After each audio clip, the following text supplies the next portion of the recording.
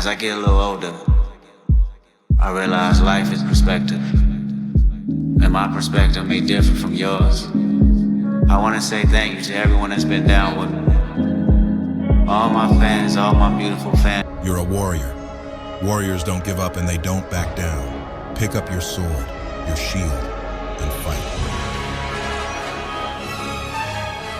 Welcome back to my channel. It's Deanna Simone, and we're documenting our consistency. You must be a fellow seeker of greatness, so I welcome you back to my channel that's all about defying limits, shattering expectations, and embracing the extraordinary. I'm thrilled to have you join me on this journey, a journey that's not defined by age, but fueled by the relentless pursuit of becoming superhuman. Today, we're diving into the realm of progress and also transformation, unlocking the secrets of elevating your abilities to soar new heights, right? Whether you're 32, 42, or beyond, this is your invitation to embrace the challenge and harness the power that resides within. We're talking about taking those leaps that seem impossible and turning them into triumphs. It's about propelling ourselves further, pushing boundaries, and venturing into the uncharted territories of our potential. Because this isn't just about physical strength. It's about the unbreakable spirit that helps us move forward step by relentless step. So if you're ready to rewrite your story, if you're ready to embrace the process and witness your own evolution, then my friend, you found the tribe right here. So make sure you subscribe, because today we're diving deep into the art of progression when it comes to plyometric training, specifically in the jump to box, because this is my first workout where I've introduced myself to plyometrics. This isn't just about lifting ourselves up physically, it's about elevating our mindset, our determination, and our belief in the extraordinary within. So let's get started. So why is progressing in plyometrics important? Progressing in plyometrics is an essential to continually challenging yourself, your body, promote growth, and prevent plateauing, right? So plyometrics exercises involve explosive movements that will engage your muscles and also your nervous systems in unique ways. So as you adapt to certain levels of intensity, your body becomes more efficient at those movements to keep you reaping the benefits of plyometrics. Progression is crucial. By gradually increasing the intensity, whether through some higher box jumps or more advanced variations, you can stimulate new muscle fibers that will enhance power and also improve athleticism. We're working toward becoming superhuman, right?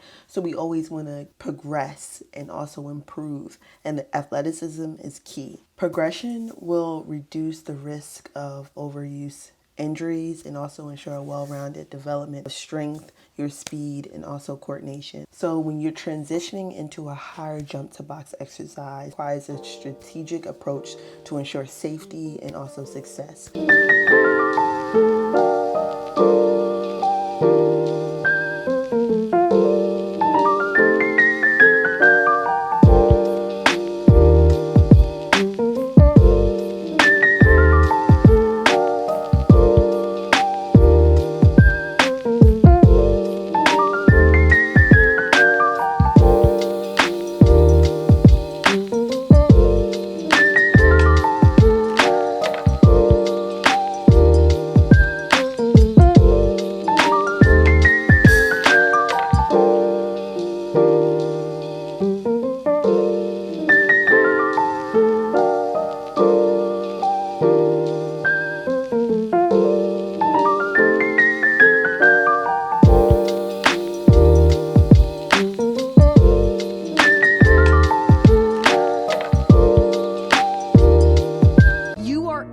Driver's seat of your own life, and if something is not working for you, that you have control to remove it, even if you're addicted to it. So here are some steps that I took when I felt it was necessary for me to progress. First, you want to make an assessment, right? Start by evaluating your current jump height. Make sure it's comfortable. Make sure you were able to achieve this on the box. This serves as your baseline for progression. Selecting the height. Choose a new box height that is slightly higher but still manageable, but also aim for an increase that challenges you without overwhelming you. It was a little tough for me to start at first, first, I started with a 20-inch box, and then I used what I had, right? So on that same box, I was able to flip it and go to a 24-inch box.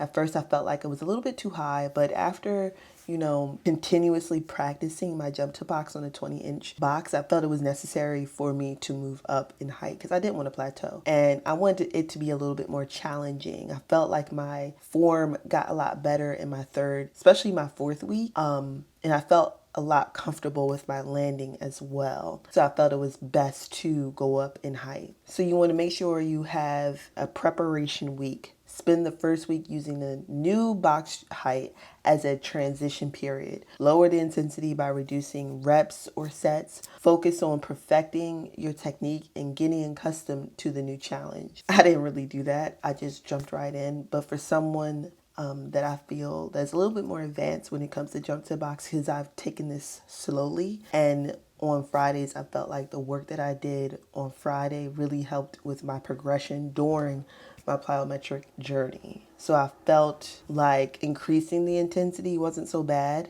And also, I kept with the same reps and sets, if that makes sense. Make sure you have proper form, maintain proper form throughout the movement, okay? And focus on your hip hinge, using your arms for momentum, and landing softly with controlled movements. I'm really working on my technique when it comes to my arms, so you can tell that I do that a lot in the first 3 weeks. And then in the last week on that 20-inch box, I kind of changed my landing. Instead of just landing on both feet, I kind of stepped down.